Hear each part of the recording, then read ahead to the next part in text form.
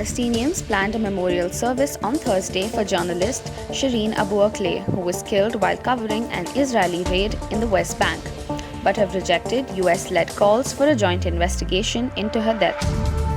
Palestinian-American Abu, a veteran of Qatar-based Al Jazeera's Arabic TV service, was shot in the head during clashes in the Jenin refugee camp, a major flashpoint in the Israeli-Palestinian conflict.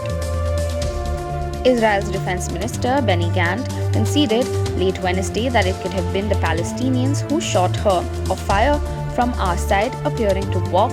Prime Minister Naftali Bennett's remarks that she was likely killed by stray Palestinian gunfire.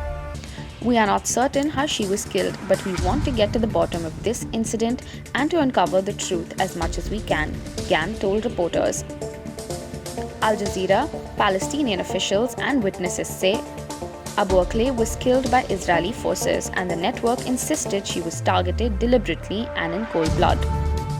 In a sign of her status among Palestinians, she was set to receive what the Palestinians labeled a full state memorial at the presidential compound in Ramallah on Thursday morning.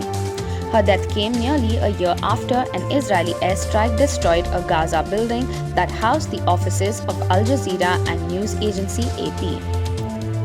Tensions have risen again in recent months as Israel has grappled with a wave of attacks which have killed at least 18 people since March 22nd, including an Arab Israeli police officer and 2 Ukrainians.